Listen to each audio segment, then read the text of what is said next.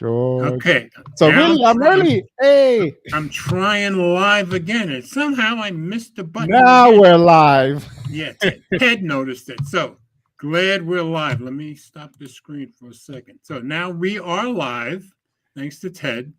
And Elma was the first one in. She was in like an hour ago. Annette just stopped by to say hello. She could not stay. Hey, And thanks I for thought, stopping by, Annette. and I thought we were live, but Ted noticed. And now we are live. Yeah. And but I'm getting old, I guess. Fool me once. If you knew, we normally do this on Friday evening at 8 p.m. Because I missed it this Friday. We're redoing it. So this is the first time, I believe, on a Sunday. So show notes are on my webpage. So let me show you that. Share screen. Okay. Now, so if you go to my website, mobilegeezer.wordpress.com, click on today's date, you'll get just the show notes for this show. So quick preview. I said the Tensor G4 chip, which is going to be in the Pixel 9, may be a minor upgrade. That's what this article from Android Police tells us. But the Tensor G3 is going to be a big deal, and you'll see that when we look at the article from Android Police. This past week, the big event was the Microsoft Surface event, and we're going to go over that. Tom Sky did it while it was live, so I grabbed it while it was still live. So you got a combination of live and written articles afterwards in here, but we'll navigate through those. So that'll be on Tom's Guide. Then some more information about the Galaxy S23 FE came out, and we're expecting it soon. Supposedly, it's going to be Exynos and Snapdragon variants, but we'll see that in the article. That's by Sam Mobile. Okay. And then a very serious story. It's happened last year in September, technically. But this family is suing Google Maps for guiding the husband to his death. And you can see the picture. Yeah, he died driving right off a bridge that wasn't there anymore. So we'll get to that. That's on Phone Arena. For 10 years. Yeah, for 10 years that bridge has been out. And then we'll go over the big argument that Ted and I had and didn't even get broadcast the other day. The British Home Secretary wants Meta not to put end-to-end encryption on their messages. So she and Meta are in a big argument about that. And she's doing kind of a public campaign trying to stop Meta from putting encryption on their messages. So that'll be all the stories that we go through. Let me stop screen for a minute here. And Brian, what's up, Brian? Glad to have you here, brother. I knew you'd be here. You're always so faithful. And Brian says Snapdragon only Exynos is garbage. Yeah, pretty much everybody agrees. Yeah. But it looks like a lot of countries are going to get Snapdragon again. Get the Exynos again, but not America. United States and China, I guess, would be the ones to get the Snapdragon. So we'll see that in the article. Yeah, so, thank goodness. Ted, you want to go first? You want me to go first? What's the first story again? The Tensor G3 G4 chip. Up to you. Yeah, I'll go first. All right. I'm clicking on it now. Okay. Present it. Share screen. Yeah, Brian. I thought that was the way you were saying it in your head, Brian. Oh no, the one that turned off my app block. Okay, there it is. Give me a little hesitation. All right. Let me drop this into Reader View, if it will. Sometimes it hesitates. And we'll see. There we go. All right. Whenever you're ready, sir. All right. Google's Pixel 9's Tensor G4 chip might not pack big upgrades. This is by Rajesh Pandli. Let's see. So, summary: Google's custom chip efforts for the Pixel series have been delayed, with the fully custom in-house sensor chip now planned for the Pixel 10 in 2025. So they've delayed it a year already. The Pixel 9 will use an upgraded variant of the G3, codenamed Zuma Pro, which will have modest improvement compared to the initial plans. The Tensor G3 is expected to be a significant upgrade featuring 9 CPU cores, including high-performance Cortex X3 core and an upgraded TPU, potentially rivaling A-series chips from Apple. Yeah, good luck with that, I say. Google jumped into the world of custom mobile chips with the Pixel 6's Tensor G1. It was not a fully custom designed SoC, as the company partnered with the Samsung LSI division and used one of its reference designs as the base. Oh, that's why. That's right. Yeah, because they're still using an Exynos chip from Samsung. I thought it was Google really designed it and they just used Samsung to No, fabricate it. that's what's coming in 2025. I didn't know it was based off. They copied the homework from Samsung. Oh, I wish I knew that. Yeah, I knew that from the beginning. I knew it was an Exynos chip, so that's why we've been having issues with both. I would have just bought my first Pixel. Would have been an A series in that case. Ooh, I agree.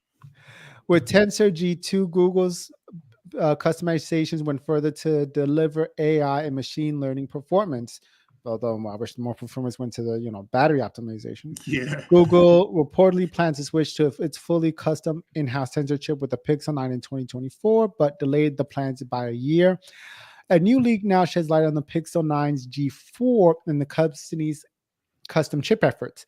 Google was designing its full custom chip Redondo for 2024 Pixel 9 series, fabricated. Ooh, this one is better on TSMC's 3nm node. However, delays have caused the chip's debut to be pushed back by a year. Despite this, the SoC will be manufactured for testing purposes, as the 2025 Pixel's SoC will share many of the design elements of Redondo. For the 2025 Pixels, the company is working on the Laguna Beach Tensor chipset with its development board codenamed Deep Space. There are no details about this SoC yet, but it should pack some notable optimizations and IP blocks based on Google's requirements. Now, best case scenario, without further delays, Google's custom Tensor Chip 9 should appear in the 2025 Pixel 10 series. But what about the Pixel 9? Google plans to stick with the Samsung for another year, meaning that you should skip the Pixel 9 if you want some good, decent upgrades. Because you're still going to get extra. That you hoped would fix the issues you had with Pixel 6 and 7. Let's see. Android Authority reports that Tensor G4 is codenamed Zuma Pro, with its upcoming Pixel 8 Tensor G3 is internally known as Zuma. This suggests that the Pixel 9's Tensor G4 will be based on the G3 and purportedly pack modest improvements than initially planned. The Tensor G3 is shaping up to be a huge upgrade, so this should not be a cause of concern. It will probably pack 9 CPU cores in a 441 configuration, featuring 4 Cortex A510 cores, 4 Cortex A715, followed by a single high-performance Cortex X3 core clocked at 3 GHz. The TPU is seamlessly it's codenamed. The rest is skip. Just skip the G9. Just skip this year's Pixel 9. Pixel. Yeah. Well, basically what you're saying, skip the Pixel 8 and the Pixel 9. But at least the Pixel 8 will have the G3. Now, according to this story, there's some conflicting stuff going on here, in my opinion. Yeah. Because according to this story, the G3 is shaping up to be a huge upgrade. Now, on the one hand, they're saying it's a huge upgrade, but on the other hand, it'll still be using the Exynos chip from Samsung, and it won't really be Google's at all. It's a huge upgrade with marginal performance improvement. I guess so. I guess we'll find that in the Pixel 8, won't we? In another week. Skip. Yeah. So in any case, and then they're saying the 4 is going to be a minor upgrade, but that's going to have a 3nm chip, which it doesn't have for the Pixel 8 or 9. So it's a little conflicting in my case. So I kind of tend to agree with Ted. Wait for the Pixel 10, which will have the real new chip with the 3nm node. So So it's We kind got of It's kind of conflicting in reporting the whole story, in my opinion. So in any case, some new players in here. yeah. Let me get over here. All right, Don dropped in. Oh yeah, right first. Oh yeah, gotta go back. All right, Brian, as always, very faithful. Thank you, Brian. Brian says I like the way Ted pronounced it. Shark Baggio. FinTech. Hey, glad to have you here, Shark FinTech.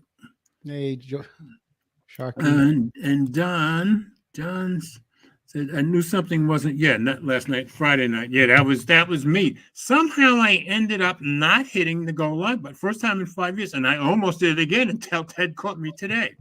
So thank God for him. Let's see. We're glad to see you, sir.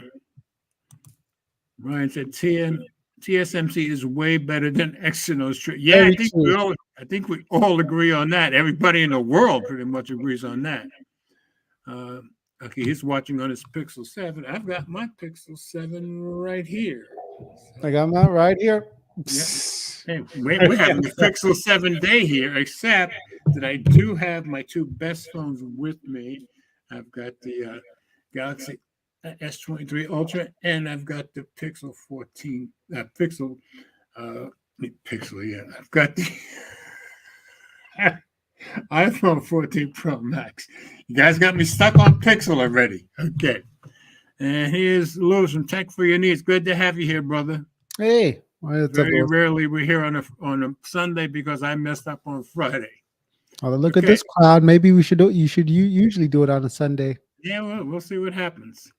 All right, so now I'm going to the next story. I'll take that one. And this was kind of the big. Did you tell? No, you didn't even tell them. Did you tell Mike and Will that you're going to do a special? Yeah, Mike saw it when I put the note out on the website. Matter of fact, he told somebody else, and I'm pretty sure he told Will. But yeah, they both have the link to get in if they want to come in. I'm kind of hoping they might. All right, so this was kind of the big presentation of the week, the Microsoft Surface event. I thought it would be bigger than it is, but this was on Tom's Guide. I'm clicking on that. They did it live, and they wrote some in here after the fact. So I'll try to separate the two. So let's go into reader view. Okay, Microsoft Surface event. Surface Laptop Studio 2, Windows 11 Copilot, and what? They made a big deal out of Copilot because it's a lot of AI going on, which you'll see in this article.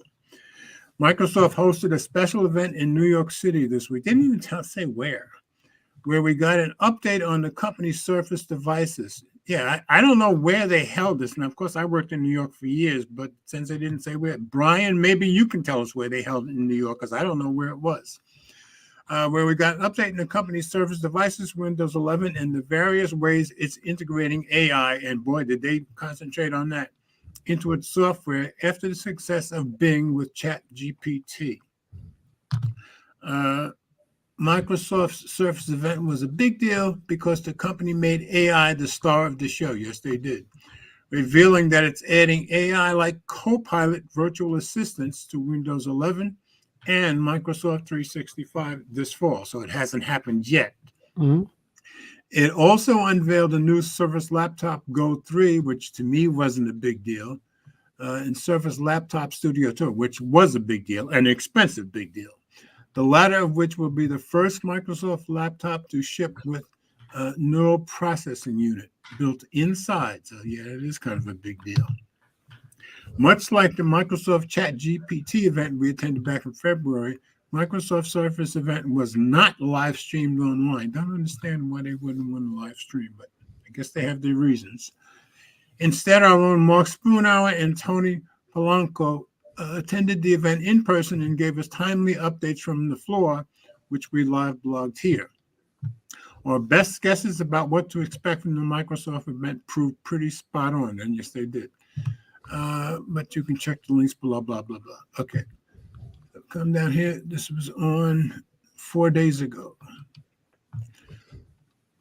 Okay. we're warming up the live blog. So this was a live blog. A recent internal Microsoft memo penned by company exec Youssef Mehdi and obtained by The Verge talks up the importance of AI to Microsoft's future plans. And now today's event will build on the reveal of Bing with ChatGPT back in February. So ever since they had got ChatGPT, everything is AI. So it's a very big deal to them. We have innovated on and shipped this incredible technology inside of Edge and Bing. Yeah, practically every time you get on, Bing is trying to get you to go on ChatGPT. Microsoft 365 and most notably Windows Copilot, all on new Windows 11 PCs, reads an excerpt from Mendy's memo. We led in this space to put AI in service of people and businesses around the globe. Our moment this Thursday is only the beginning. We have more experience and capabilities coming soon in the weeks and months ahead. And I said 4 days ago because I'm used to it being Friday. 4 days ago was Thursday. So it's safe to say we'll be hearing more about what Microsoft's been building on the foundations of OpenAI's ChatGPT tech. Stay tuned. So remember, this was when it was still live. We're especially hoping we see a new Surface laptop. So let's go down because they did see a new Surface Laptop Studio. Also expecting, okay. We also have our fingers crossed our proper Surface Laptop Go 2. Okay. Using outdated and low-powered components, your money is much better spent on a laptop other than the Surface Go 2, particularly if you want more than the basic specs. Even if the Surface Laptop Go 3, and that's the brand new one, only updates its CPU and memory, as rumors have suggested, it'll still go some way to fixing the current model's issues. And I gather they had some issues with the current models because these were kind of low end, let's keep in mind. And not the studio, but the others were. And remember, Panos Panay left this week, in case you hadn't heard. He quit this week after, 19 years or something like that? Microsoft caught a lot of people's attention this week. Oh, there it is. When it announced that Panos Panay, the man in charge of helping develop Windows 11 and the Surface line of devices, was leaving the company to join Amazon. So, so he went to the enemy. Okay, but he certainly gave them time. I think it was 19 years he was there.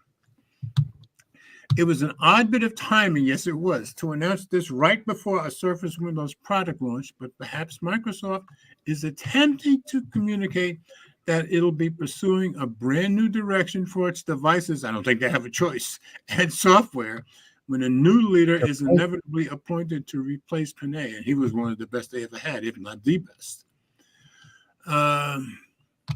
Okay, so they were on the scene for the event.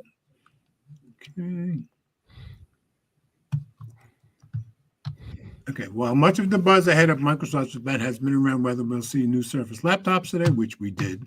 There's a lot to get excited about on the software front. Yeah, this was a big deal with them.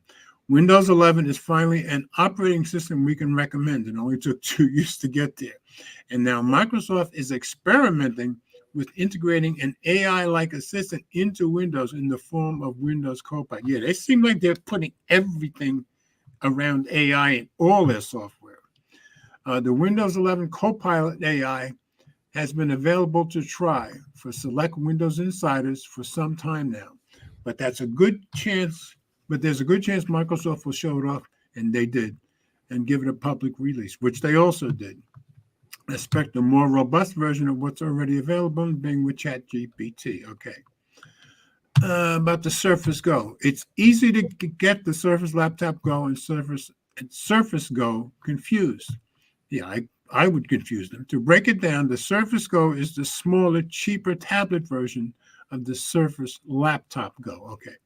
And Microsoft hasn't released a new one since 2021. We're talking about the Surface Go 3, which, to be honest, was pretty lacking when it launched in October 2021. It had a tired design and weak performance. Will Microsoft give the teeny 10.5-inch tablet a much-needed boost in the form of a Surface Go 4? No, I think they went with an updated 3. Okay, so let's go down here. Less than 30 minutes away. Okay. Here's the new stuff. Surface Laptop Studio 2. Shifty 2-in-1 will be the jewel in the crown at this event, as it's predicted to boast Intel's 13th gen Intel processors and NVIDIA GeForce RTX 40 series graphics. It'll keep the flexible screen that's so impressed with the original, but is rumored to be coming with more ports, including a USB-A port and micro SD card reader. So here's the other two. So we got a Go 3 and a Surface Go 4. I didn't realize they had a 4. But here they're still ahead of the launch. Let's see if we can find some more information. Okay, show starts. Okay. And it's Satya Nadella. Okay, we kicked the show off by going over Microsoft's AI initiatives. One of the amazing things is how Bing has become relevant thanks to AI. Yeah, that's true. Being integrated into Microsoft's search engine. Other apps like Copilot, yeah, they're making a big deal out of Copilot, are also noteworthy as it makes work easier for users. Satya Nadella says the two underlying breakthroughs with AI are new natural interface and reasoning engine, which makes sense of people, places, and things. What that means is that Copilot serves to facilitate all of your computing needs, whether it's for work or your personal life. I think it tells us more about that later. Nadella says Copilot is an experience that runs across multiple services and apps, building into products like Windows, Bing, Edge, and Office.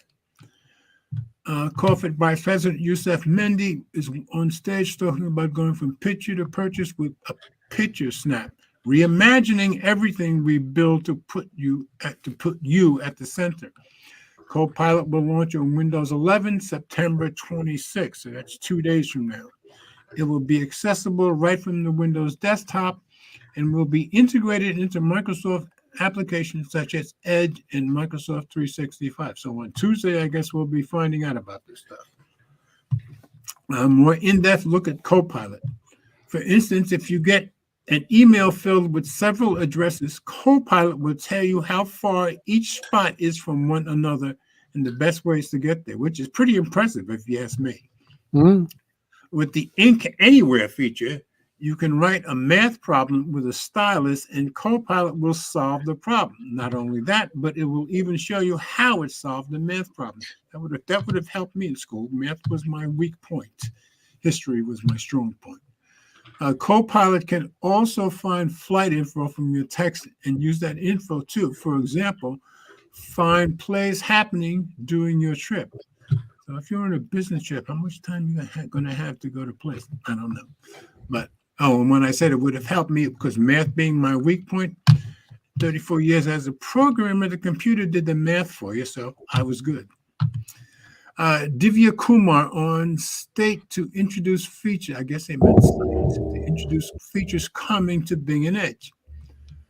Copilot can help you shop. With Copilot and Microsoft Shopping, the digital assistant can find the best deals for whatever you're shopping for. It will ask you questions like skill level for cleats.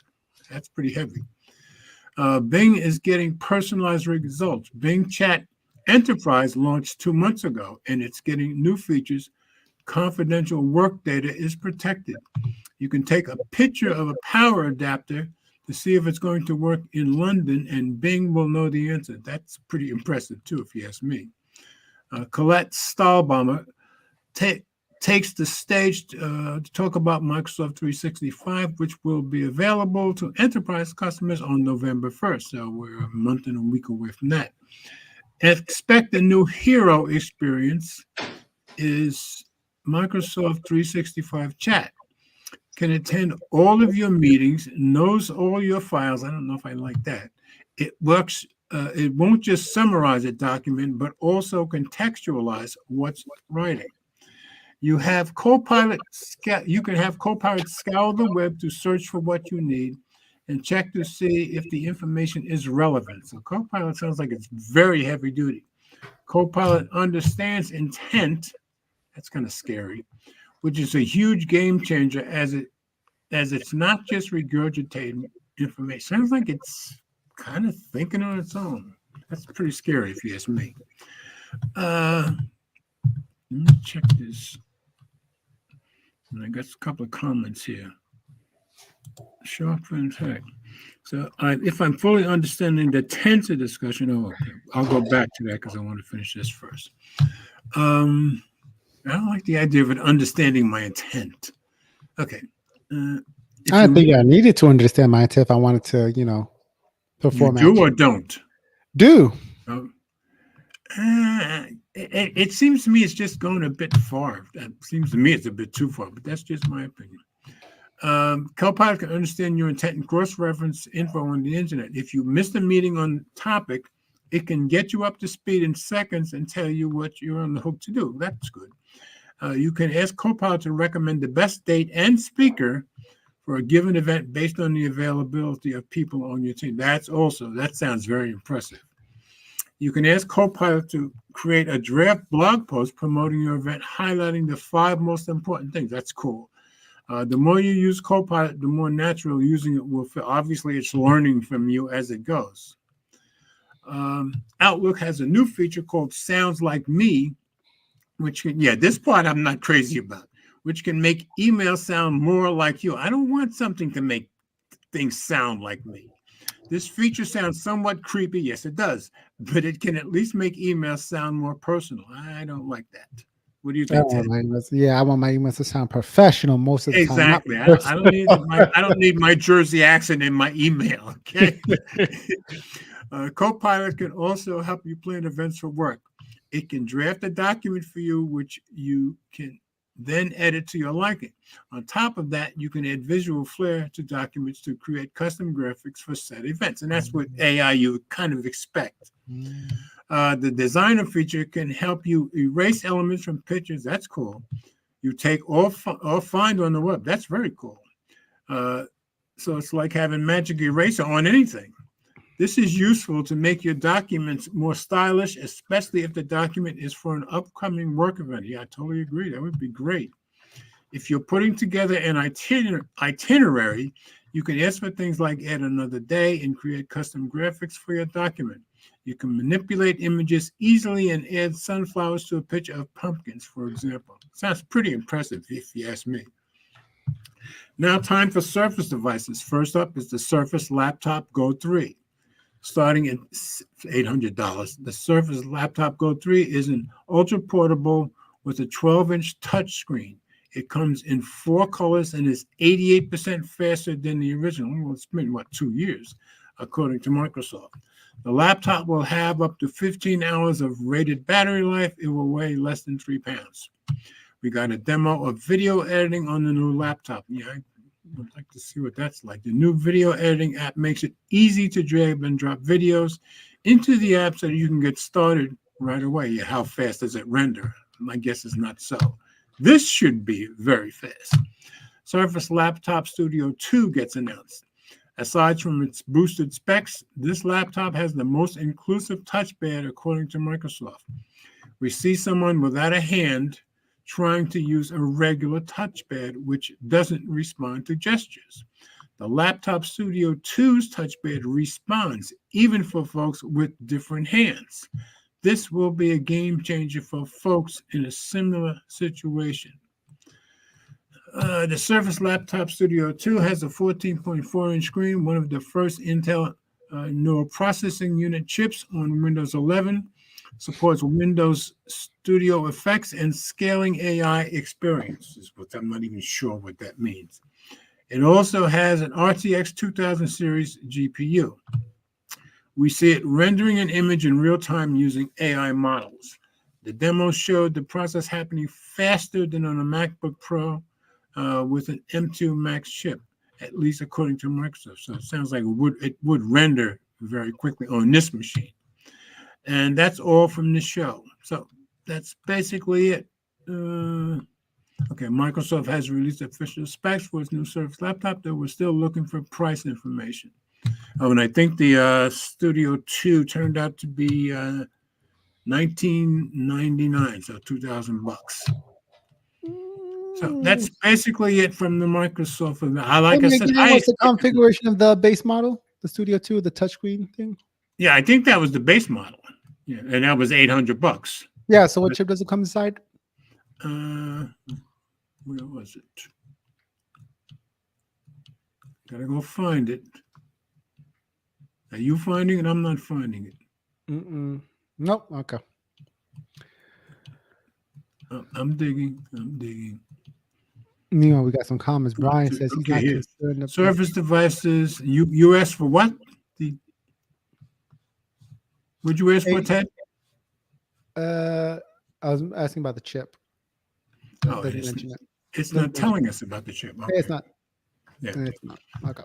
All right. Yeah. Now, as far as I know, when I've seen other Go 3s, and this was going back a couple of years, of course, I wasn't particularly impressed. They were kind of lower budget, but since it's come up in price, hopefully it's come up in technical specs. But he's right. They should have told us what the chip is, at least I think.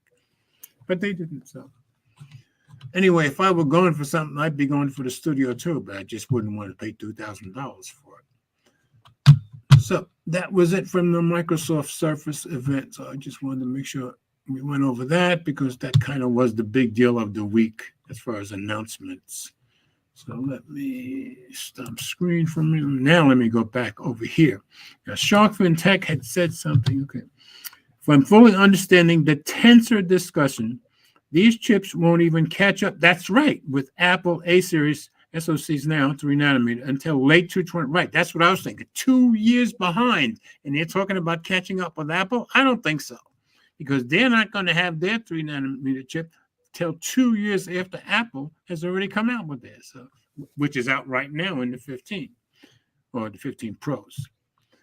So by then, Apple will be on 1 or 2 nano. I wouldn't be a bit surprised. I'm with you 100%, Sharkfin.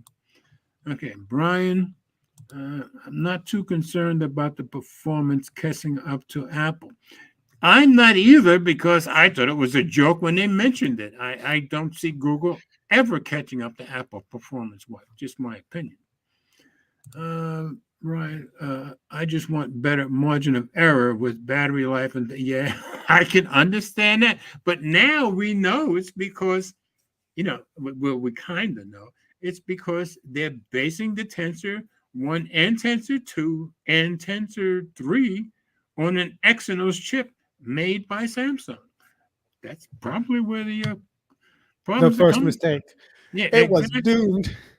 Yeah, see, Samsung is smart. I mean, how smart is Samsung? They're making millions and millions of dollars selling this to Google, but they're not using that in their stuff, except they're getting ready to use it in the FE again.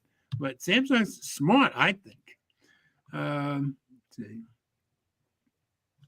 Sharkfin, a non-super gaming Windows laptop for $2,000.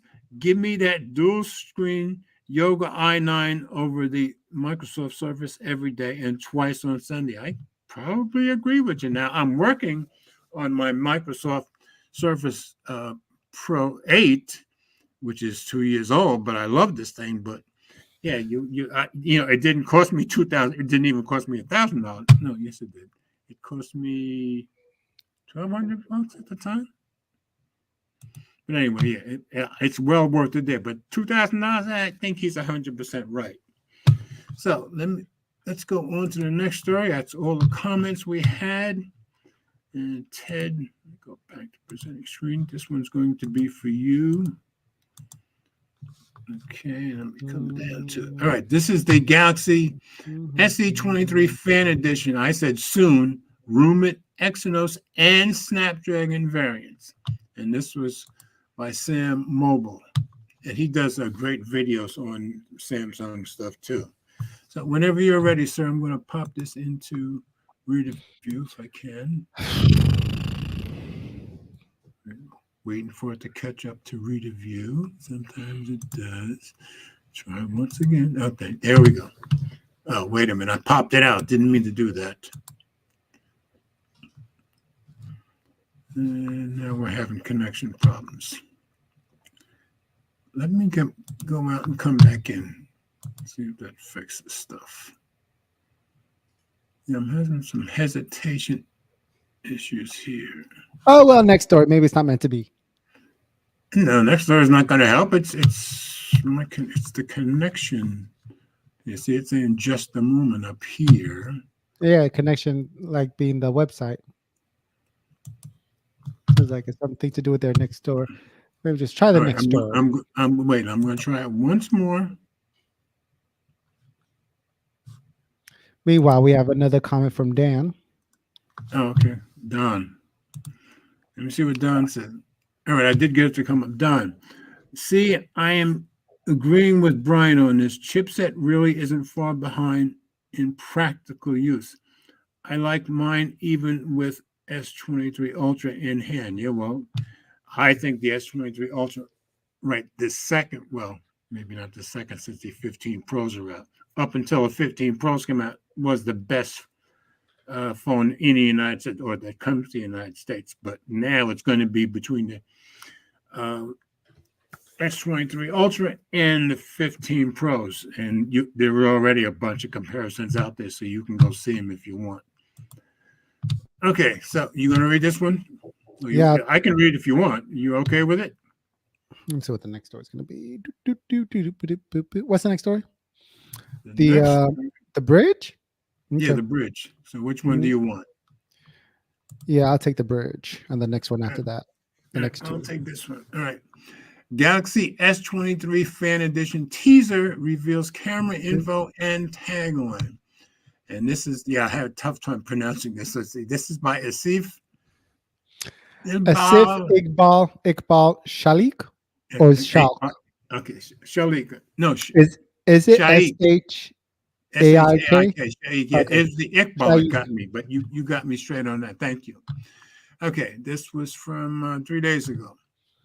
Samsung's official teaser for the Galaxy S23 Fan Edition has been leaked, according to tipster Abhishek Yadav. Samsung has sent this official teaser image, so you can see most of this is aimed at India at the moment, for the Galaxy S23 to all the retailers across India, which means the company is close to the official launch of the Fan Edition smartphone. The Galaxy S23 FE teaser showcases 3 cameras and the marketing tagline, the new epic. Let's see if we see that. Yes, not showing up at the moment. I have to drop out of Reader to show you that, but I'll show you at the end. The image also mentions coming soon, which hints that the phone could launch within the next month. According to some rumors, the Galaxy S23 FE will be launched in the first half of October 2023, and that lines up with the Indian festive season. The smartphone could debut during Flipkart's big Billion Day sale, which usually happens in October, Flipkart being India's biggest provider by far. Galaxy S23 FE specifications. S23 FE reportedly features a 6.4-inch dynamic AMOLED 2X screen with full HD plus resolution, 120 hertz refresh rate, HDR10 plus, and an in-display fingerprint reader. Let me see if I can drop this out of Reader View so we can actually see the pictures. And yes, we can, I believe. Yeah, there's their teaser. The new epic, there's the 3 cameras. Okay.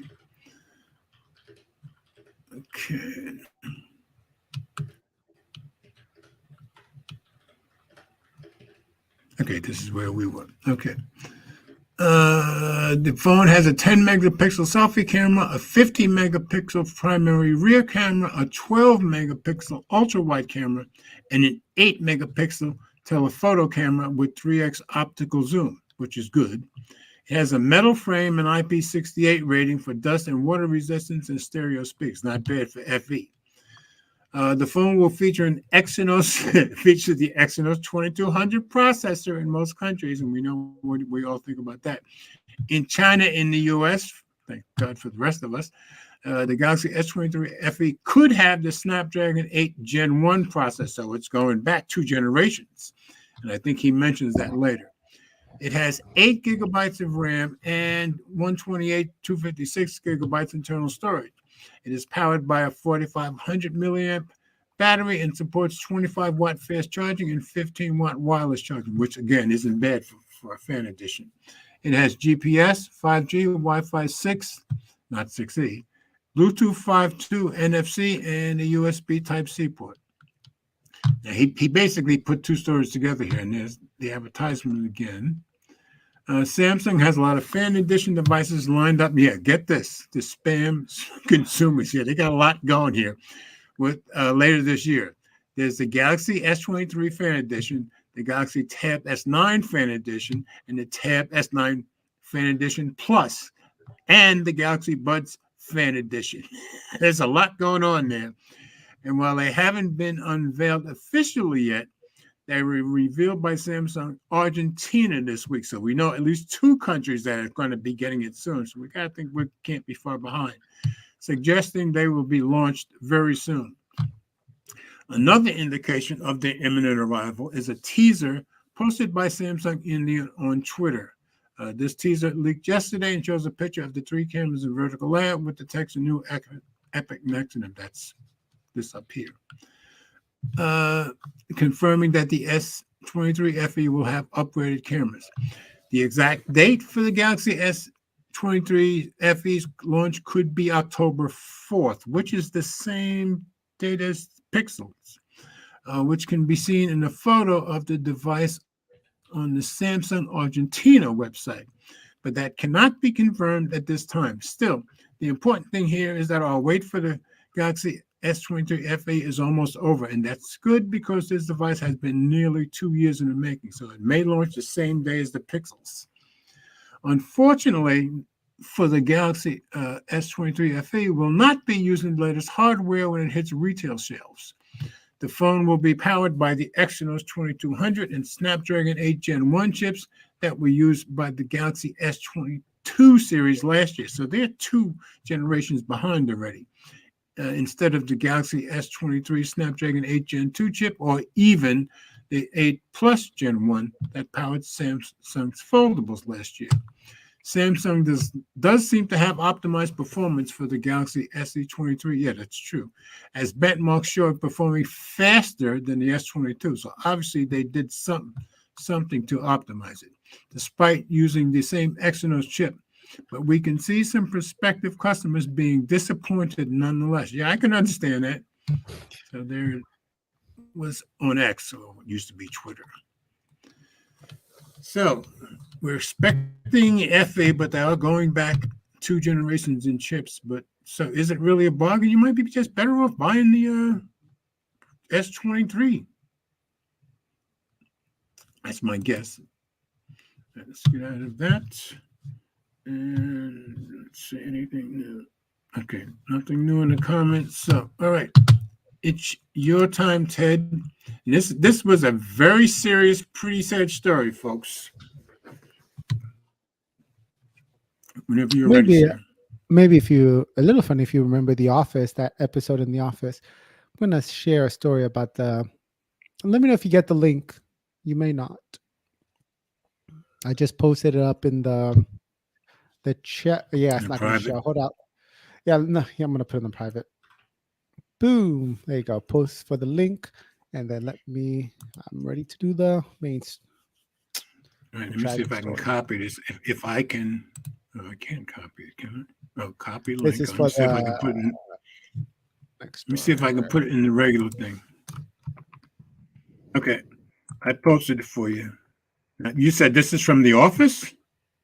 No, that's for the next story, the Apple one. Oh, no, not the BBC, the UK one. Okay, all right. So go ahead whenever you're ready. For you guys to read ahead, do some homework. But back to this story: family sues Google and others, alleging that Google Maps led to husband to his death. Yeah, and I think Ted and I somewhat disagree on this. I think the family is 100% right. Ted doesn't seem to think so, but we'll get to the story and then we'll discuss. No, the family is right to sue someone.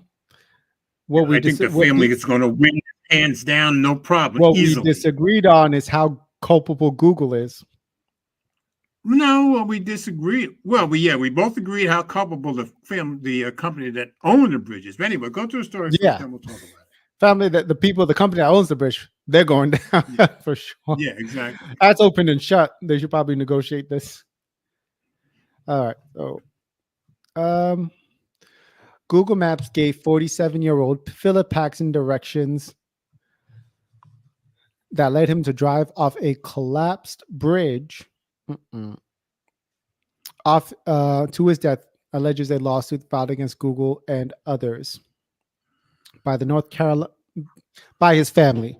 Paxson was driving home from a party for his daughter's 9th birthday party on September 30th, 2022, when, according to the lawsuit, the Google Maps app directed him to drive over a bridge that collapsed in 2013. Per 10 Gizmodo, years before, okay, almost 10 years. Per Gizmodo, the lawsuit was filed on behalf of Paxson's widow, Alicia.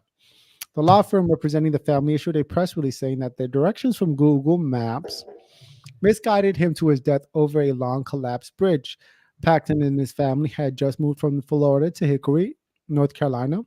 Since Philip was unfamiliar with the area, he relied on Google Maps for navigation. But in the dark and the rain, the app was leading Paxson towards a bridge that was called the Bridge to Nowhere by locals for a decade. State troopers who reported to the street and recovered Mr. Paxson's body noted that there were no signs or barriers to warn drivers about the collapsed bridge. That is what's gonna get after 10 years, not even a sign. That's incredible. According to the press, I don't know why they don't name the company though. According to the press release, people living in Hickory, North Carolina, where the collapsed bridge was located, tried to get Google Maps to route traffic away from the collapsed bridge and to get the owners of the bridge, co-defendants with Google, to put up barriers and warning signs, or maybe just fix the damn bridge or not make it a bridge. That residents also wanted the owners of the bridge to repair it, or just make it so they can't be crossed again. Yeah, exactly. Just so we know, this small little town in Hickory is about 50,000 people, less than 50,000 people, right? Yes. Yeah, we looked it up the other night. Yeah. Very rural area. Yeah. Like outside of this town, it's just a whole bunch of forest and trees. Yep. Robert W. Zimmerman, one of the attorneys representing the Paxson family, said for 9 years, the community of Hickory was needlessly and senselessly placed at risk when the road bridge collapsed in 2013 and when one of the largest companies in the world would refuse to correct its mapping algorithms despite repeated pleas. For years before this tragedy, Hickory residents asked for the road to be fixed or properly barricaded before someone was hurt or killed. The demands went unanswered. Yes, so here's where the bridge was.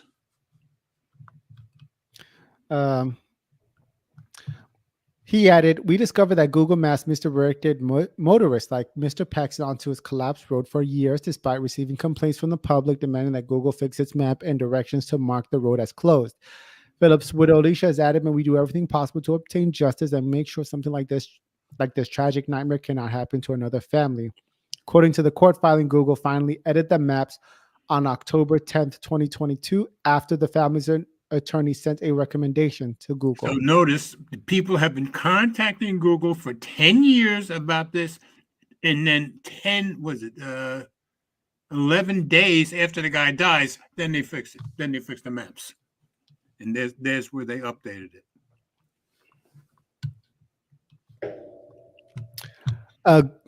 Honestly, this should worry all of us who depend on mapping and navigation app to get around, especially when it's dark outside and visibility is poor. That is true. If you're driving in an area that you're not familiar, it might not be a bad idea to call a non-emergency phone number of the police department in the city of your destination and ask them if there's anything about the local rules that you should know about. Or ask residents too, because residents all knew. That's true. Now, where Ted and I also disagreed, Ted felt like this guy who died was in some way culpable for driving off that bridge. I said because he just moved there and it's dark and it's raining, he, I think, had no recourse except to completely depend on Google Maps. So I don't think he had any capability here. If he had been somebody who lived there a while, I mean, contributory negligent. You say I do not think he was negligent. He just moved there. It's dark. It's raining. I mean, Meaning come on. it's dark and raining, so he should have been driving extra slow if it was hard for him to see the And road. maybe he was, but if he was driving extra slow and following Google Maps closely, he still would have drove off the If bridge. he was driving extra slow and cautiously, he would have noticed like, whoa, there's no bridge. Maybe not. Depends on how Maybe not. depends how hard it was raining too, though. Exactly. And he could have slid off. Who knows? We don't know. Anyway, Yeah, I think look Google, at that. It actually goes down. It Yes. actually descends. Yes, it does. Yes. My goodness. He didn't actually have a chance. Goodness. No, he didn't. So I think Google is 100% on the hook for this. The company that owned the bridge, yeah, they should be put out of business. I don't care if they got 30 million. They should be put out of business completely. Because they never even I said they could have at least written a freaking cardboard sign saying unsafe or something. Like don't go no further. Like, you know, put up in the middle of the road. Put a barrier across something. So they're completely at fault. But I think Google is totally on the hook for this. Even Spikes, like, okay, Spikes would be understandable. Something. Yeah, Spikes would be better than dying. I agree. You know. But actually, you know what? Actually, I wanted to see, you know, because I put a edit for business hours, and I want to see if Google Maps did anything. Google Maps. So I made edits to, when was the 23rd? 23rd was yesterday. Yesterday, yeah. Okay.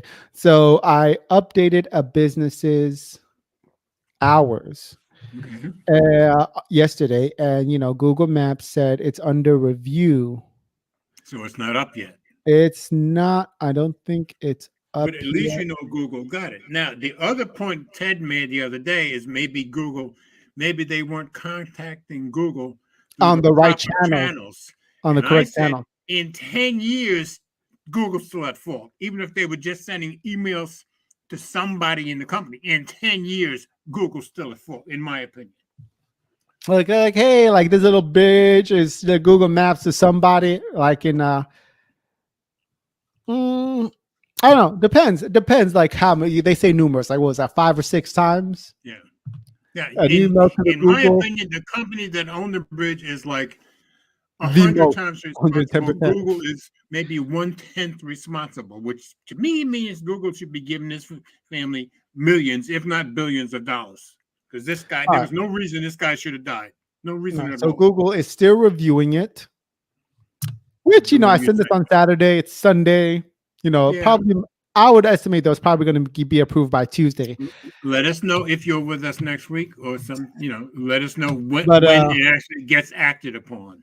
Yeah, but, you know, I would say, you know, easily within 5 days, if it's done through Google Maps. Told me you are at some kind of would you say advisor, not advisor? I'm a local guides. I'm a local guides member on Google Maps. These people are not local guides and not tech savvy. Well, how would they know who to send it to?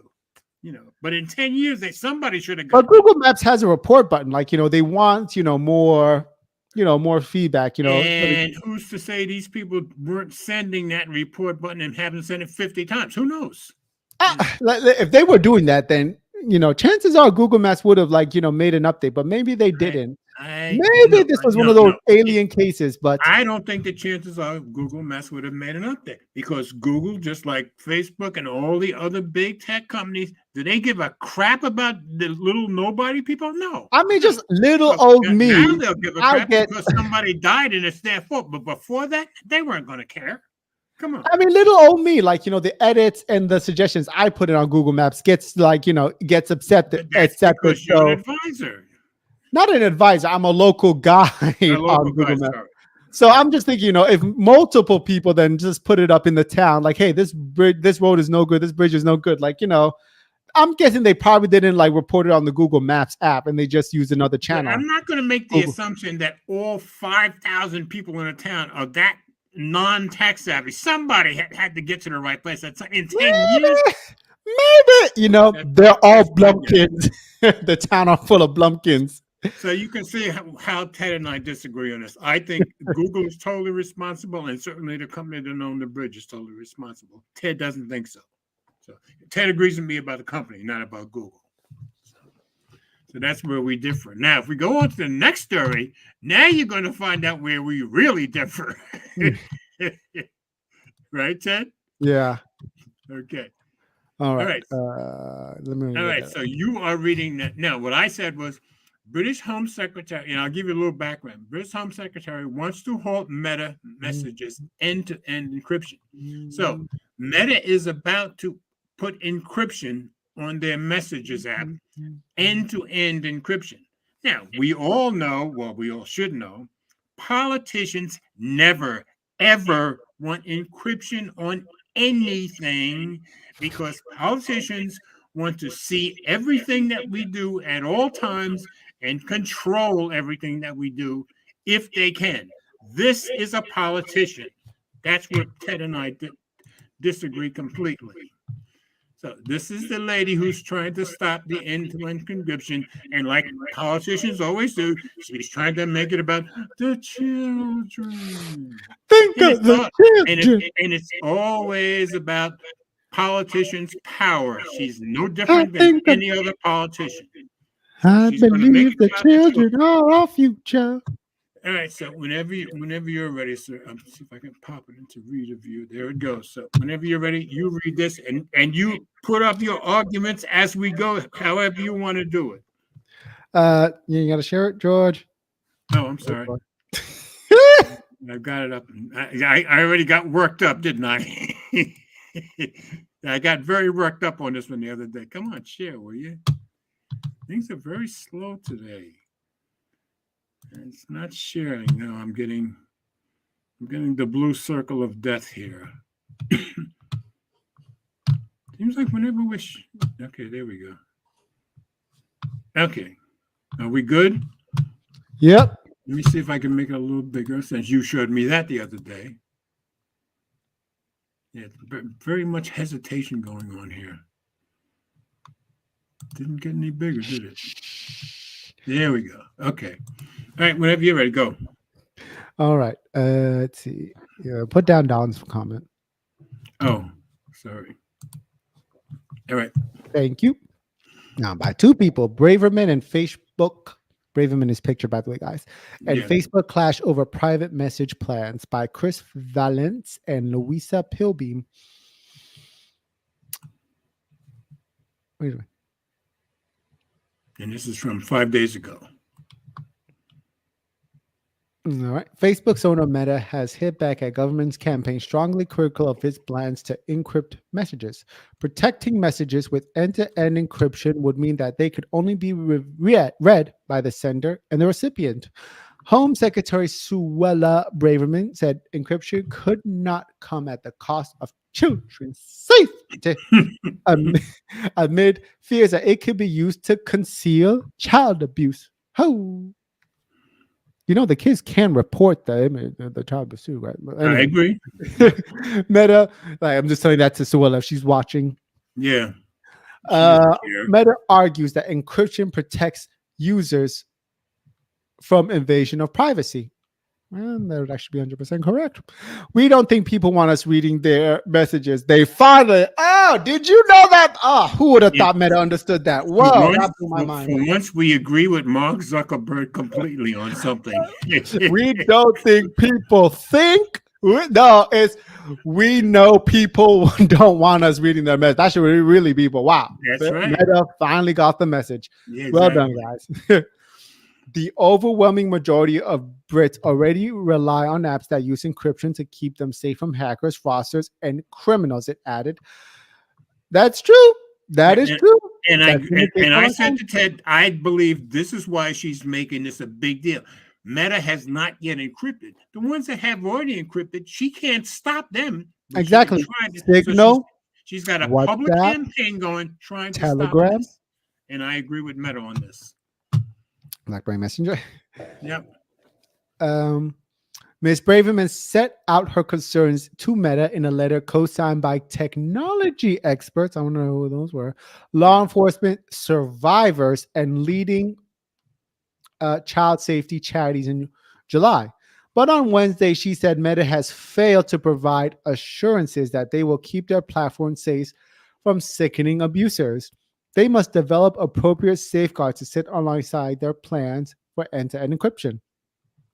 This is something Meta disputes. The BBC understands that the tech firm maintains It supplied that information in July. Much of that information has now been published online. Meta said that it spent the last 5 years developing robust safety measures to prevent, detect, combat abuse while maintaining online security. Let's see. Sorry. I'm just checking something. 24%. That's impressive. As we roll out end-to-end encryption, we expect to continue providing more reports to law enforcement than our peers due to our industry-leading work on keeping people safe. But the plans means hundreds of child abusers could escape punishment, according to the Home Secretary. Nonsense. The National Crime Agency, NCA, Director of General Threats, that's a weird one, National Crime Agency Director of General Threats, James Babbage, said if the platform introduces end-to-end encryption, it will massively reduce our collective ability to protect children. Just a side note here. The Director of General Threats, James Babbage. Well, the guy who invented the original computer language in 1850s name's Charles Babbage, spelt exactly the same. I just thought that was very coincidental. Any relation? Yeah, that was my first thought. But of course, as a programmer, all programmers know the name Charles Babbage, so it struck me right away. Just interesting, I thought. They could be related. Of course they could, yeah. But Charles is from 1850, so it's been a few generations. We are not asking for new or additional law enforcement access. Kind of seems like you're asking for additional. I agree.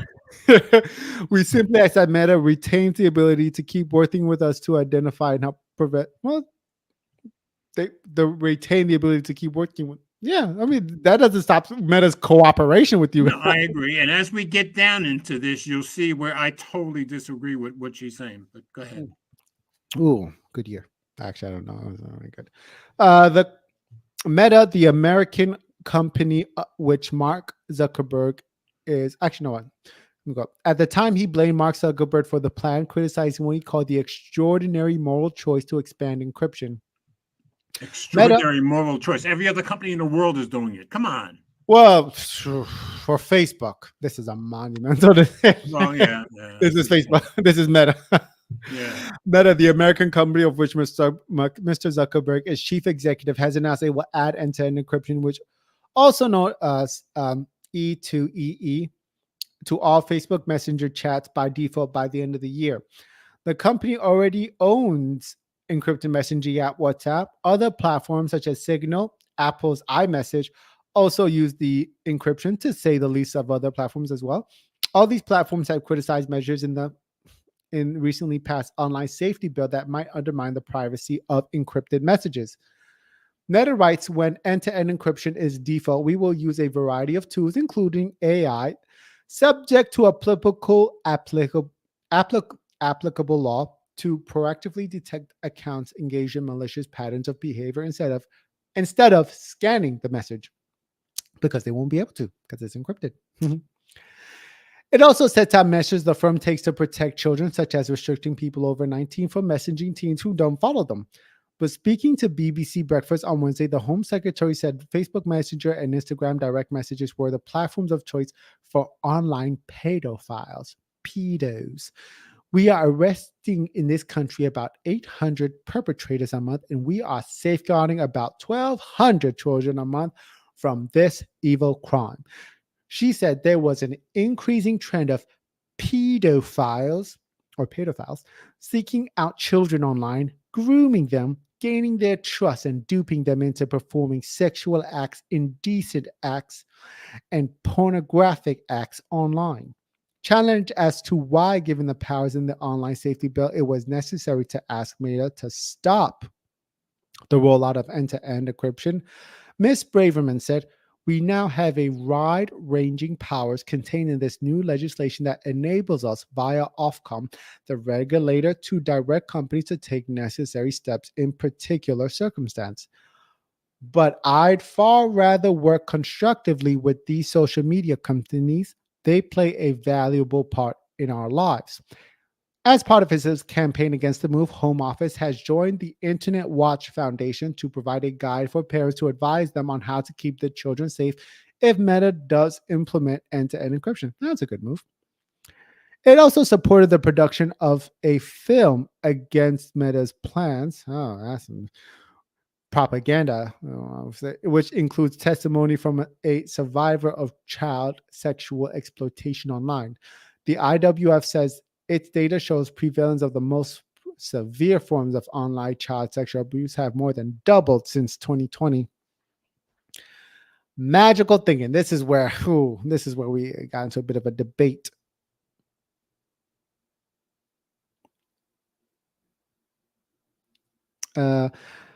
Powers in the online safety bill, which was passed on Tuesday, enabled the regulator Ofcom to compel companies to deploy approved technology that would enable them to identify child sexual abuse material in encrypted messages. Government experts say there is technology available which would allow end-to-end encryption to take place while still alerting authorities to child sexual exploitation. However, many other experts argue that that is magical thinking. This is magical thinking, and allowing scanning for child abuse content would necessarily involve the weakening of privacy of encrypted messages. See, Ciaran Martin, the former head of the National Cybersecurity Center, has previously told the BBC that scanning for child abuse content in the encrypted messaging app would involve processes that undermine privacy for all users. Essentially, it's building a door that doesn't currently exist, not into the encrypted messaging app, but into devices which would be used or misused by people who aren't interested in protecting children for more nefarious purposes. And this is where we got into the debate. George, hold on. Where is George? Well, he's obviously moving the cursor, so he's here. But George is of the opinion that this does not exist. I'm of the opinion that this does exist, and it was actually introduced by Google. Whoa. Don't scare me like that. I disappeared for a minute, did I? Yeah, you did. Okay. Oh, so this is where we disagree. The magical thinking, this whole magical thinking thing, if you encrypt something, and I used to encrypt stuff for a living every single day, once it's encrypted, you create it, you get the encryption key the decryption key the second that you encrypt it.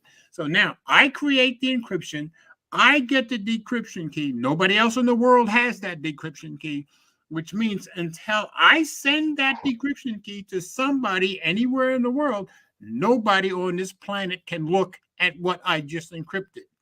So what they're asking for, yes, it's magical because they're saying they want it encrypted, but they still want to see what's in there for the children. That's impossible.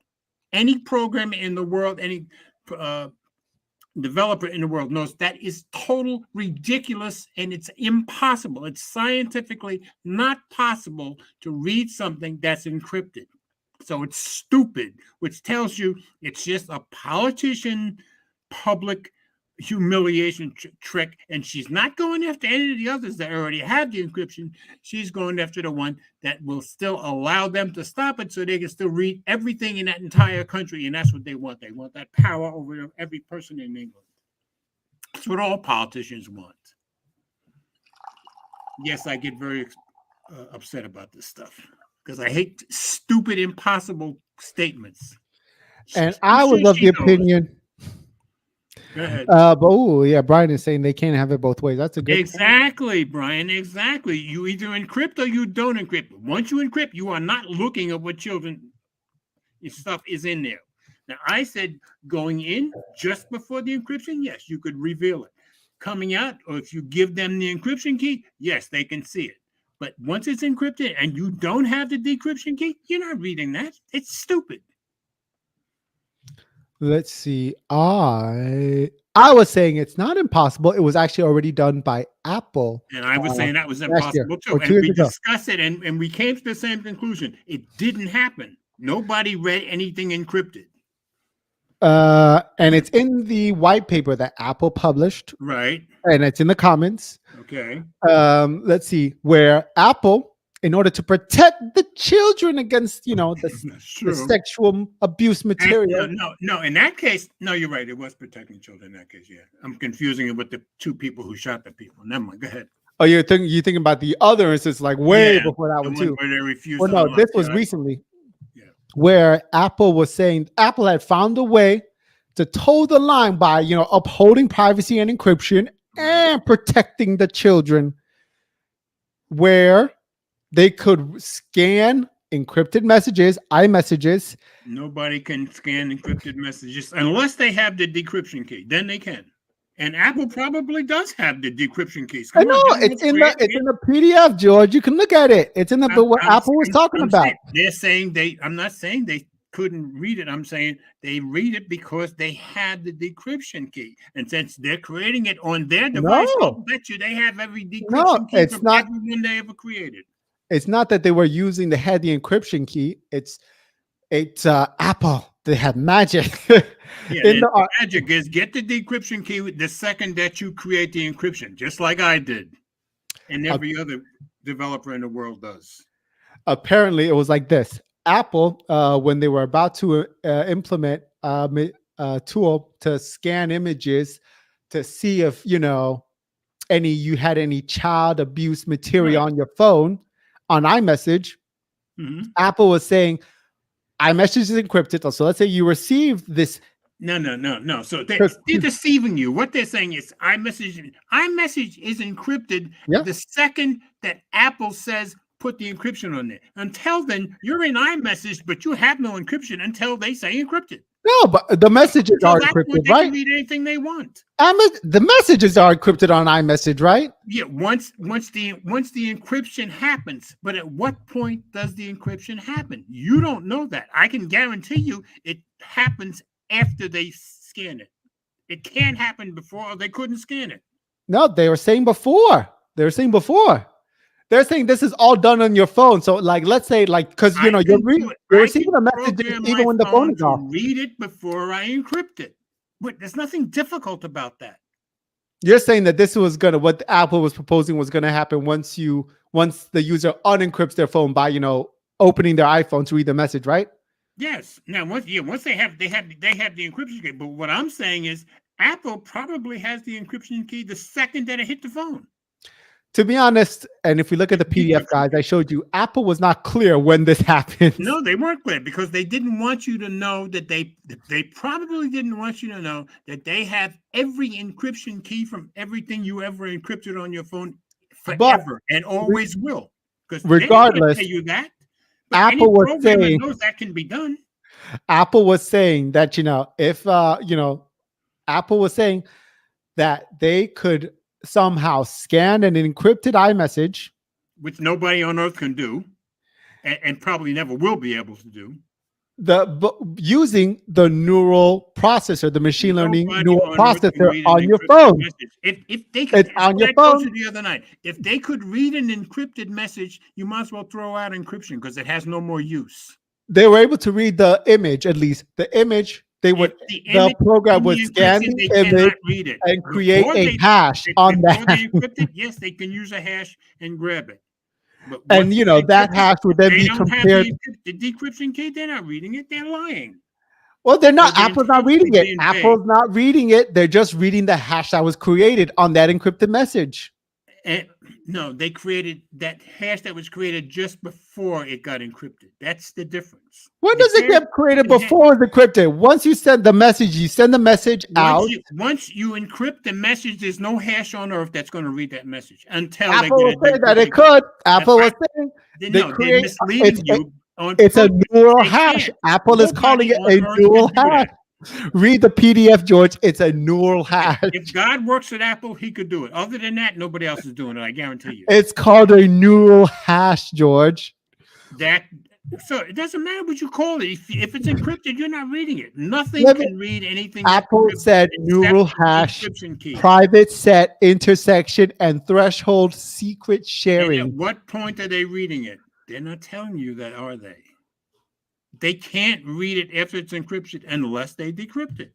They decrypt it, sure they can read it. I could too, so could you. No, we're going to always disagree on this. That's just how it is. I look at things strictly from a developer program. I mean, if it's about protecting the kid, it has to be as soon. It would have to be, if it's about protecting the kids, it would have to be as soon as the person receives the message or the photo. Take that white paper to the programmers you work with and ask them, can they read this once it's encrypted? They're going to give you the same answer I give you. Unless they have the decryption key. Guys, I've shared you the paper. I've shared the PDF to you, the white papers in the PDF. That's fine. Put it in the comments. I already did. I put it in the comments when you first gave it to me.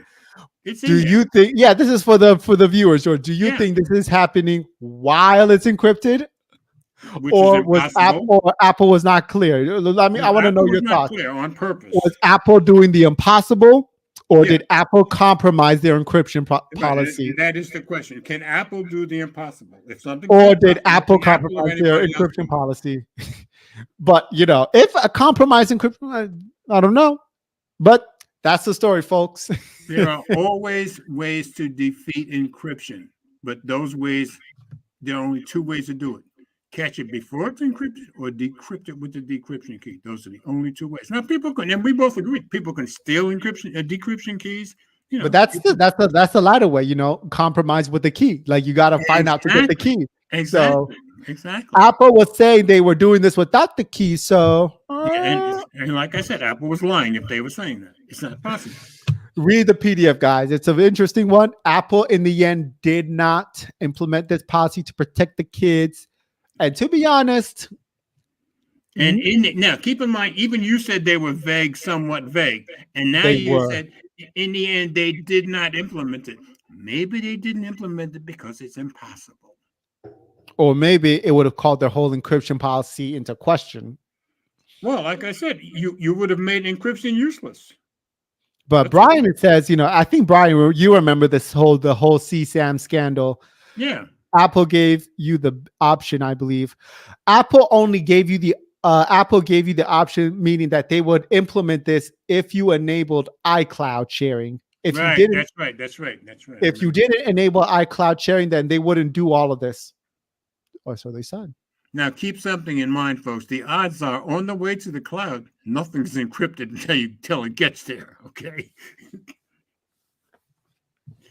Anyway, yeah, exactly. That was the weird part. It's it's still for Apple iCloud. It is still encrypted, but Apple, and they will let you know, they do hold on to the keys. Yeah, the decryption keys. Yeah, they hold on to the encryption keys for your iCloud, so it's encrypted, but they have access to the keys. You can read anything you want. So yeah, but and you said that they did not implement it. Maybe they didn't implement it because developers and programmers all over the world call them out on it, because that's what I would do. Everybody called them out on it, like, what the heck?